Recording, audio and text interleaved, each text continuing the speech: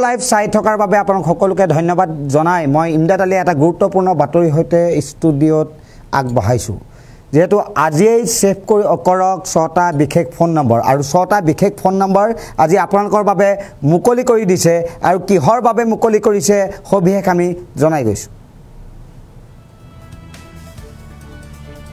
পুনৰ ঘুষখোৰৰ বিৰুদ্ধে প্ৰশাসনৰ বিশেষ ভূমিকা ইতিমধ্যে ঘুষখোৰৰ বিৰুদ্ধে প্ৰশাসন হৰব হৈ আছিল পুনৰবাৰ ঘুষখোৰৰ বিৰুদ্ধে হৰব হৈ আছে 6টা বিশেষ নম্বৰ ৰাইজৰ বাবে মুকলি কৰিছে 6টা বিশেষ নম্বৰ ৰাইজৰ বাবে মুকলি মাটি বাৰী চৰকাৰী কাম কাজৰ নাম লৈ ঘুষ লোৱাজন এতিয়া সাৱধান হবৰ হ'ল আপোনাৰ এটা ফোনে মুহূৰ্ততে কৰায়ত্ব কৰিব ঘুষখোৰৰ যিকোনো বিষয়া কৰ্মচাৰী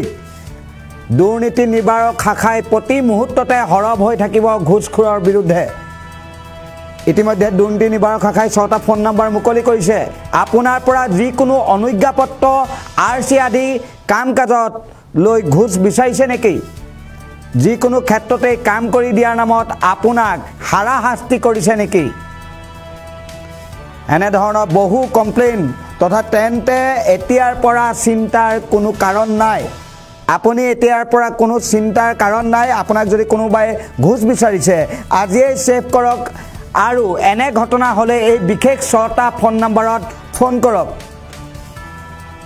নম্বৰ কেইটা হল 180034537671 আৰু দ্বিতীয়টো ফোন নম্বৰ হল 0361246295 6টা ফোন নম্বৰ মুকলি কৰা হৈছিল তাই 3 নম্বৰটো ফোন নম্বৰ হল 6026901243 ইতিমধ্যে ফোন নম্বৰ কিটা সেভ কৰি লব আপোনাক সকলোকে জ্ঞাতাৰ্থে জনাইছো 6026903481 আৰু আন এটা নম্বৰ 6026903483 এই ফোন নম্বৰ কিটা আপোনালোকে এতিয়াই আপোনাৰ মোবাইলত সেভ কৰি লওক 6026903418 এনে ধৰণে 6টা নম্বৰ ফোন নম্বৰ মুকলি কৰা হৈছে আৰু মেইল যোগেদিও আপুনি অভিযোগ দিব পাৰিব complaint.ts.vse@gmail.com এনে ধৰণে দুৰ্নীতি নিবাৰক শাখাই আপোনাৰ মোৰ বাবে ৰাইজৰ বাবে 6টা ফোন নম্বৰ আৰু এটা মেইল আইডি মুকলি কৰিছে যাতে ঘুষখোৰে যদি আপোনাক আমনি কৰে আপোনাক কামক লৈ যদি এদিনৰ পিছত এদিন লেট কৰি পেলে অজুহাত দেখুৱাই আপোনাৰ পৰা কিবা টকা বা এনে ধৰণৰ ঘুষ লোৱাৰ বিষয় আপোনাক জনায় তেনেহলে তাৎক্ষণিকভাৱে এই ফোন নম্বৰ কিটা যদি আপুনি ফোন কৰে তাৎক্ষণিকভাৱে তেওঁ কৰায়ত্ব কৰাৰ ব্যৱস্থা কৰিব দুৰ্নীতি নিবাৰক শাখাই আপোনাৰ এটা ফোনে মুহূৰ্ততে কৰায়ত্ব কৰিব ঘুষখোৰৰ যিকোনো বিষয়া কৰ্মচাৰীক গুৰুত্বপূৰ্ণ খবৰ দুৰ্নীতি নিবাৰক শাখাই প্ৰতি মুহূৰ্ততে হৰব হৈ থাকিব ঘুষখোৰৰ বিৰুদ্ধে ইতিমধ্যে 6টা ফোন নম্বৰ আপোনাক জ্ঞাতাৰ্থে জনোৱা হ'ল এই 6টা ফোন নম্বৰ যিকোনো অনুজ্ঞাপত্ৰ হওক আৰচি হওক মাটি বাৰী কাম কাজতে হওক বা বিভিন্ন ধৰণৰ চৰকাৰী কাম কাজত যদি আপোনাৰ পৰা ঘুষ ল'ব বিচাৰিছে বা আপোনাৰ কাম কাজত মনোযোগ নিদি বেলেগ ধৰণে আপোনাক এদিনৰ পাছত এদিনলৈ ঠেলি দি ঘুষৰ নামত বিভিন্ন ধৰণে অত্যাচাৰ কৰি আছে তেন্তে যিকোনো ধৰণৰ দুৰ্নীতি যিকোনো ধৰণৰ দুৰ্নীতিৰ বাবে এই ফোন নম্বৰ কিটা সেভ কৰি লওক আৰু সেভ কৰাৰ পাছত আপুনি এটা ফোন কৰক আৰু মুহূৰ্ততে আপোনাৰ অঞ্চলত আপোনাৰ থকা সেই ঠাইত বা আপোনাক এনে ধৰণে